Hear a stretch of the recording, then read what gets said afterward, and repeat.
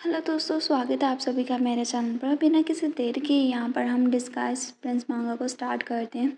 हमने last chapter में देखा था जो हमारा रॉन किंग होता है ना, वो अपनी रॉन मैंशन में जाता है अपने पर्ल को लेने के लिए। वहाँ पर वो उन दोनों की बातें सुन लेता है, उन बाप बेटे की बातें, कि वो ना अपनी उसकी मदर की डॉरी का इस्तेमाल करना चाहते हैं। यहाँ पर ना वो लात मार के अंदर आता है और यहाँ पर ना उसकी देख के ना जो लेटर ब्यूटी है वो उससे बोलते हैं तुम यहाँ पर क्या कर रहे हो। वो उससे बोलता है मैं यहाँ पर क्यों नहीं हो सकता, ये रॉन मेंशन है लेकिन मैं एल्डर सन हूँ यहाँ का, और मैं यहाँ पर क्यों नहीं आ सकता। और तुम्हें नहीं लगता कि मेरी मॉम की डाउरी के बारे में पूछने के लिए तुम्हें मेरे पास आना चाहिए था।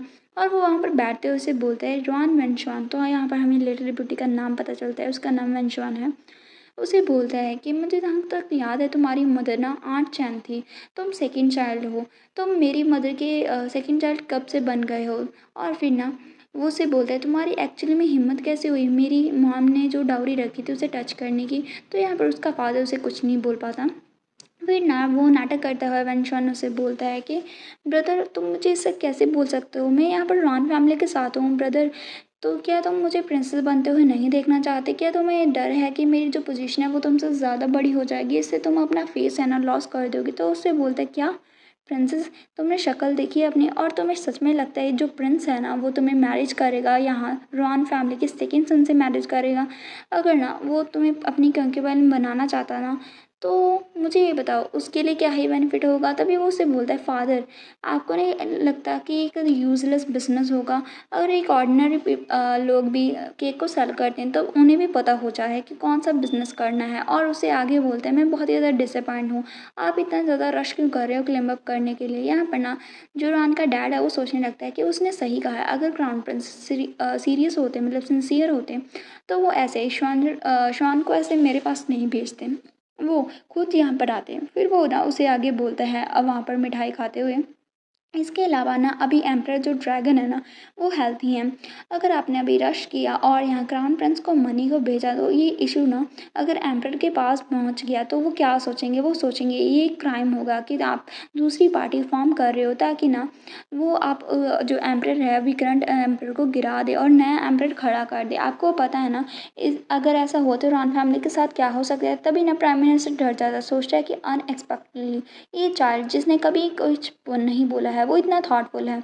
और यहाँ पर ना जो मतलब वो बोलता है कि क्या जो रॉयल हाइनेस है वो सच में उसने झूठ बोला मुझसे। यहाँ पर ना मतलब जो शॉन है वो सोच रहा होता है कि नहीं ऐसा नहीं हो सकता, क्या वो मेरे बारे में चिंता नहीं करते, ऐसा कैसे हो सकता है, ये इम्पॉसिबल हो, अपने ही थॉट्स में होता है। तभी वो जाता है हमारा रॉन किंग वहाँ से और उसे बोलता है क्योंकि ये डाउरी मेरी मॉम ने लेफ्ट की थी तो मैं तुम्हें बॉदर नहीं करूँगा, मैं इसे खुद से हैंडल करूँगा। ये कह के वहाँ से चला जाता है। जैसे ही वो बाहर जाता है वो सोचता है कि अभी वो डर होंगे। वैसे तो मुझे पता है कि मैं पूरी तरह से प्रॉपर्टी बैक नहीं ले सकता अभी, लेकिन अभी ना वो ऐसे ही मेरी बिना परमिशन के कोई भी डिसीजन नहीं लेंगे इसके रिलेटेड। और वो वहाँ पर पर्ल्स को उठाकर लेकर जा रहा होता है, सोचता है कि उस ओल्ड मैन के ज़रिए से मैंने ये पर्ल को तो हासिल कर लिया है लेकिन ये अभी इतना भी बुरा नहीं है। वो उसे लेकर जा रहा होता है। तभी वहाँ पर क्या होता है, वहाँ पर ना गाड़ी आती है हमारी वेंगी की, और ये देखे ना वो खुश हो जाता है। यहाँ पर ना वो गैरेज के अंदर बैठता है और यहाँ पर ना जो वेंगी है उसे बोलता है कि क्या तुम हैप्पी हो अपनी इस ट्रिप से। वो उसे बोलते हैं हाँ ट्रिप बहुत ही अच्छी की, और उससे बोलते हैं मैं बहुत ही ज़्यादा हैप्पी हूँ लेकिन कि तुम यहाँ मुझे पिकअप करने के लिए आए थे, ये बहुत ही ज़्यादा ऑर्गेनाइज्ड है। वो उसे बोलता है शर्माते हुए कि नहीं मैं यहाँ स्पेशल ट्रिप तुम्हारे लिए लेकर नहीं आया था, या मैं तुम्हारे लिए स्पेशली नहीं आया था, मैं तो यहाँ से गुजर रहा था इसलिए यहाँ पर आ गया। वो उसे बोलता है कि क्या ऐसा है कि वांगी मेरे लिए चिंता कर रहा था कि कोई मुझे बुली करेगा, क्या तुम्हें मुझ पर बिलीव नहीं था। वो उसे बोलता है कि नहीं मैंने कहा ना मैं यहाँ पर ऐसे ही आ गया था। और उन दोनों की नोक-झोंक चल रही होती है। यहाँ पर ना उनके पीछे बैठा होता है उसका सिक्योरिटी और सोचता है कि मैं यहाँ पर क्या कर रहा हूँ। तभी हम देखते हैं यहाँ पर ना वो दोनों बातें कर रहे होते हैं। यहाँ पर ना जो मतलब होता है हमारा शॉन वो उसे देता है पर्ल, और यहाँ पर ना वो उसे लेता है और उससे बोलता है ये क्या है। वो उसे बोलता है मुझे याद है जब मैं पैलेस में गया था तुमने अपने पर्ल यूज़ किया था क्राउन प्रिंस के ऊपर अटैक करने के लिए, तुमने मुझे बचाया था। वैसे तो कोई भी ऑर्डिनरी पर्ल तुम्हारे लिए नथिंग नहीं है लेकिन फिर भी मैंने उसे याद रखा, इसलिए मैं तुम्हें ये देना चाहता हूँ। यहाँ पर ना वेंगी सोचता है कि इसे अभी भी याद है। और यहाँ पर ना हम देखते हैं वो बहुत ही ज़्यादा हैप्पीली अपने अंदर जा रहे होते हैं रूम के। यहाँ पर हम देखते हैं जो शॉन है वो ज़्यादा है क्राउन प्रिंस के पास और उससे डरा होता है, ट्रम्बल कर रहा होता है और क्राउन प्रिंस उससे बोलते तुमने क्या कहा? प्राइम मिनिस्टर रॉन ने रिफ्यूज़ कर दिया डाउरी देने के लिए और वो प्राइसलेस ईस्ट पर्ल था वो भी रॉन किंग लेकर चला गया। तो यहाँ पर ना जो शॉन होता है वो उससे बोलता है कि ये मैटर और उससे बोलते हैं ये सभी चीज़ें इसीलिए हुई क्योंकि रॉन किंग ने प्रोवोक किया था और इसके अलावा उसने कहा था कि जो आप है ना वो एम्प्टी वर्ड्स थे आपके, आप मेरे साथ प्रॉमिस नहीं निभाना चाहते इसलिए हमें रिस्क नहीं लेना चाहिए और उससे बोलता है योर हाइनेस क्या आप मेरे साथ कॉन्ट्रैक्ट बनाएंगे? आप क्लियरली बोल दीजिए कि मैं आपकी प्रिंसेस बनूंगा। तो भी ना क्राउन प्रिंस उसके गले को पकड़ते उससे बोलता है यूजलेस थिंग, तुम्हारे पास क्या ही क्वालिफिकेशन है कि तुम मेरे साथ नेगोशिएट करोगी? तुम्हारे पास क्या ही कंडीशंस हैं? और उससे जो रॉन होता है ना वो उसे बोलता है आई एम सॉरी और फिर वो उसे बोलता है मेरे पास मेरी बॉडी है एंड यहाँ पर वो अपनी बॉडी का सौदा करने आया था। यहाँ पर इसके साथ हमारा चैप्टर फिनिश होता है। नेक्स्ट पार्ट में हम देखते हैं लिटिल ब्यूटी बोलता है यहाँ क्राउन प्रिंस को कि मेरे पास मेरी बॉडी है। तभी हम देखते हैं क्राउन प्रिंस अपनी सीट पे जाके बैठ जाता है और उसे देखने लगता है और यहाँ पर लिटिल ब्यूटी को उसका इशारा समझ में आ जाता है और वो अपने कपड़े को अनरैप करना स्टार्ट कर देता है और वहाँ वो उसे सर्व करने के लिए चला जाता है। तभी क्राउन प्रिंस उससे बोलता है लिटिल ब्यूटी मैं फाइनली तुम्हें टेस्ट कर सकता हूँ और वो उसके साथ वहाँ पर संबंध बनाना शुरू हो जाता है। और यहाँ पर ना जो लिटिल ब्यूटी है वो सोचती है रॉन किंग तुम्हारे कारण मैं अपनी वर्जिनिटी लूज़ कर रहा हूँ ताकि मैं प्रिंस को अपने पास रख सकूँ। मैरिज से पहले मैंने इसे लॉस्ट कर दिया। अभी प्रिंस सिर्फ मुझे अपनी प्लेथिंग की जैसे ट्रीट करेगा। मैं तुम्हें कभी भी नहीं जाने दूंगा। मैं तुम्हें और भी ज़्यादा सफ़र करूँगा, ह्यूमिलेट करूँगा डेथ तक। और यहाँ पर ना वो अपना मन मना लेता है। तभी हमारा सीन कट होता है। इधर हम देखते हैं जो सन की है वो अपने सारे सोल्जर्स को बोल रहा होता है कि सभी लोग चेयर अप हो जाओ, हमें साउथ में जाना है, हमें ज़रूर से वांगी और वांगवी की सेफ्टी को प्रोटेक्ट करना है। और तभी वो सोंगयान की तरफ इशारा करते हुए उसे गुस्से में बोलता है और तुम ये मत सोचना कि तुम्हारे मार्शल आर्ट स्किल्स की वजह के से तुम्हें डिफरेंटली ट्रीट किया जाएगा। अभी सभी को मेरी कैप्टन की कमांड को फॉलो करना होगा, ठीक है ना? तो सोंगया उसे स्माइल करते हुए उसे बोलता है कि मुझे पता है सभी चीज़ें तुम्हारी कमांड के अंडर होगी गार्ड सन के। और वहाँ पर हम सानकी को देखते हैं जो कि उसे देखते हुए उसकी स्माइल में खो जाता है और सोचता है ये पर्सन बहुत ही ज़्यादा अच्छा लगता है जब भी स्माइल करता है।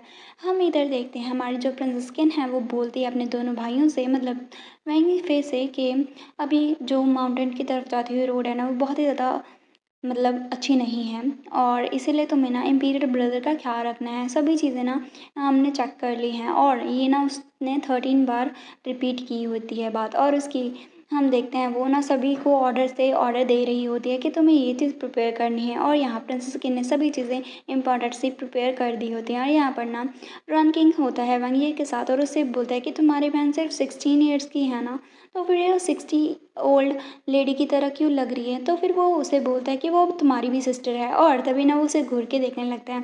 तो यहाँ पर ना जो होता है हमारा रॉन किंग वो उससे बोलता है कि हाँ जैसा कि मैंने एक्सपेक्ट किया था मेरी सिस्टर से, वो बहुत ही ज़्यादा थॉटफुल है। तभी जो किन है उसे तो समझ में नहीं आता। तभी हम देखते हैं किन उसके पास बोलती है और उससे बोलती है मैंने छोटा सा गिफ्ट प्रिपेयर किया है मेरे फिफ्थ इम्पीरियल ब्रदर के लिए।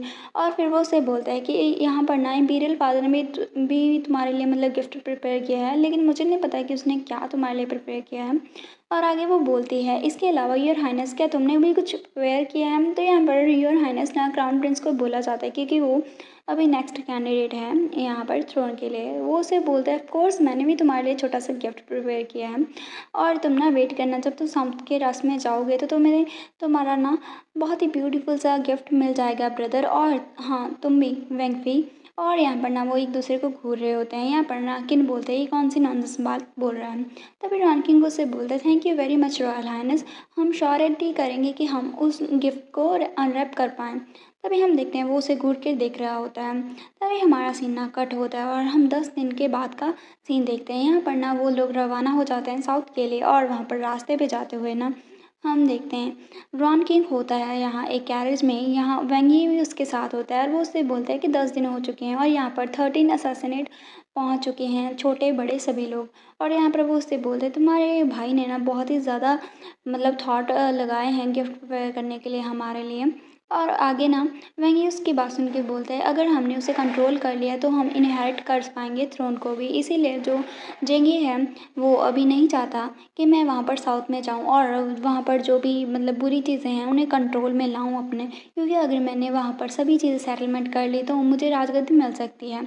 और इसीलिए वो पूरी कोशिश कर रहा है मुझे रोकने की। तो रॉन किंग उससे बोलता है कि सच में ये हम ऐसा लग रहा है कि हम टाइगर की माउथ में जा रहे हैं। वहीं उससे बोलता है कि वैसे तो ट्रिप बहुत ही ज़्यादा डेंजरस है लेकिन तुम रेस्ट असोर्ड लो, क्योंकि मैं तुम्हारी सेफ्टी का पूरा ख्याल रखूँगा, मैं तुम्हें पूरी तरह से प्रोटेक्ट करूँगा। तभी वहाँ पर ना रॉन किंग को नॉइज़ आती है बाहर से और उससे बोलता है कि यहाँ पर क्या हो रहा है। तभी हम बाहर देखते हैं सभी लोग ना यहाँ पर सौगियान की तारीफ़ कर रहे होते हैं, क्योंकि उसने बहुत ही ज़्यादा अच्छे से सभी चीज़ों को निपटाया था।